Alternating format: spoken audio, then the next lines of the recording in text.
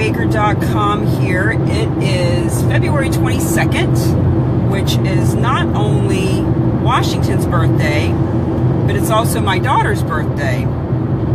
This time, 18 years and 13 hours ago, I was in the hospital having a baby. And here's what's interesting. So I went through Lamaze, went through all the classes and all that, had I don't know how many sonograms, and the day that I went into labor,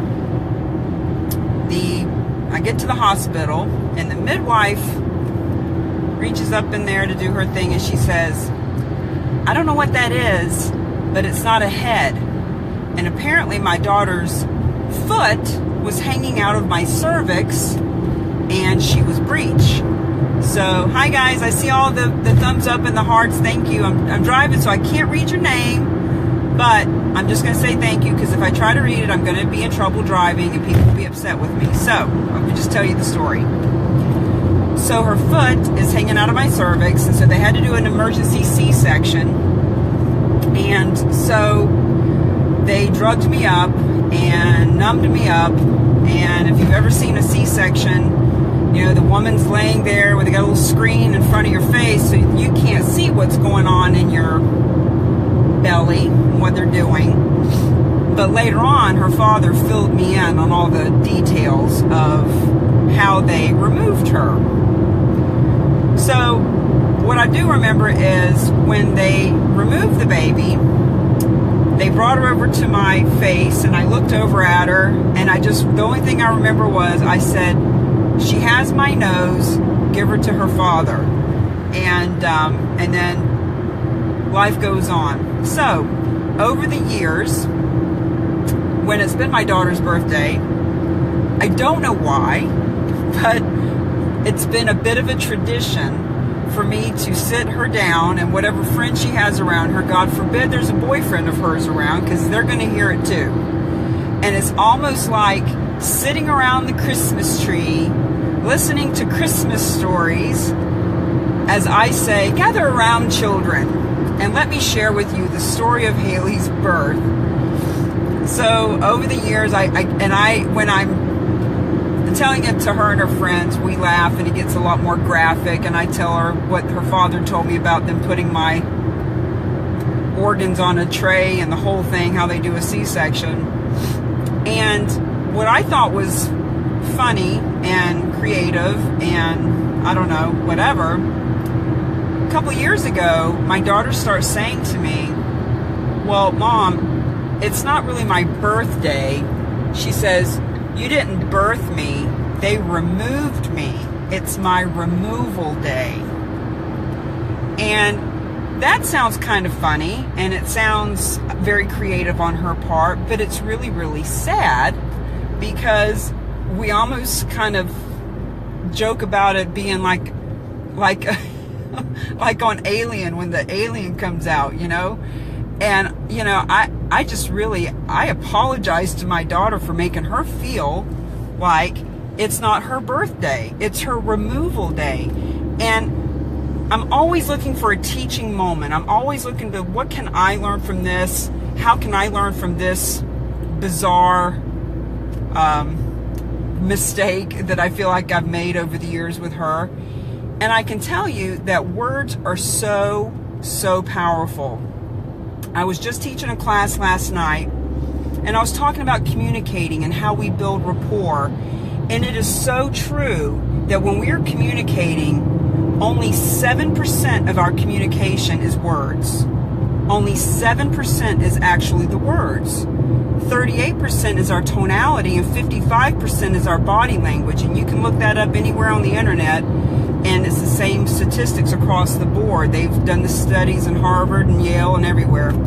So words are not nearly as important as how we say them, which is why when I'm using my hands and my face, this is all body language that makes the point come across as to what we are saying.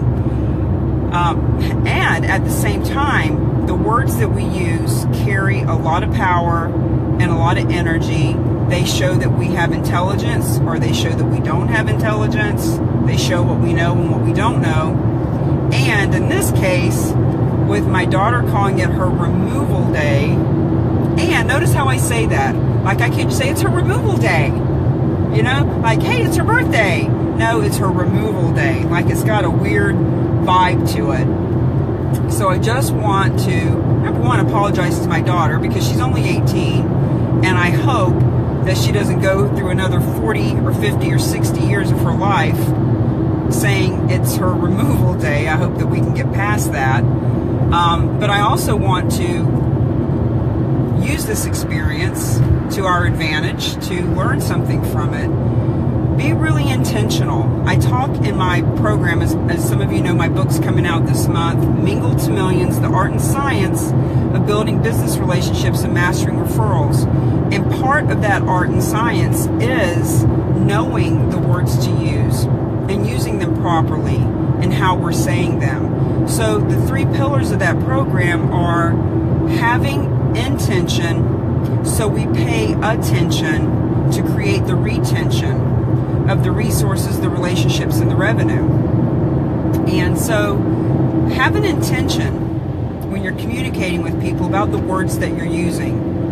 When you use the word but, you negate what you said before. If you say to somebody, honey, I love you, but we need to talk, that's a whole different energy than, honey, I love you and we need to talk.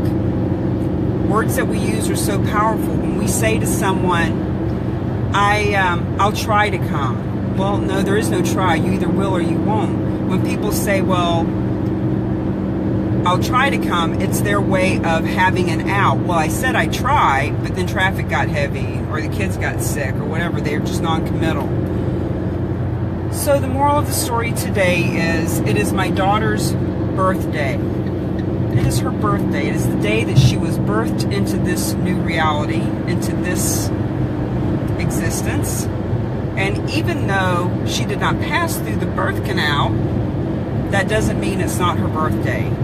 And I don't know if anybody else who was brought into the world through C-section feels that way.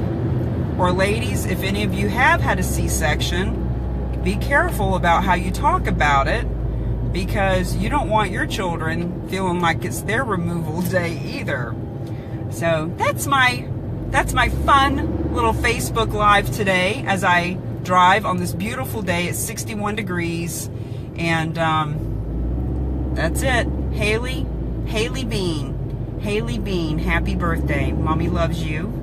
Mommy loves you. And 18 years ago, we were in a hospital together, and I was holding you in my arms, and there was a lactate nurse teaching me how to breastfeed. And let me tell you something. Here's another lesson. You need to have experts in every situation in life, because something is, what I would think is so simple as breastfeeding. Let me tell you something. It is not. It is not that easy when you've never done it. So whether it's breastfeeding, whether it's learning how to fly an airplane, whether it's learning business networking strategy, any of that, anything, whether it's building your website, whether it's learning karate, like whatever it is that you're doing, if you've never done it before, the smart thing to do is to get an expert to help you. Because 18 years ago today, when I needed to accomplish that little task, if that woman hadn't have been there to help, my daughter wouldn't be the strong, beautiful, brilliant girl that she is today, because she came out just a little tiny peanut. She was 5 pounds, 14 ounces, little tiny thing. And it was the breast milk and the breastfeeding that helped her to catch up. So thank God for that woman for helping me with that. So I guess I'm grateful to a lot of people and a lot of things today. Certainly grateful to my daughter for making it to 18. No matter how many times I dropped her on her head. No, I'm just kidding. Never dropped her.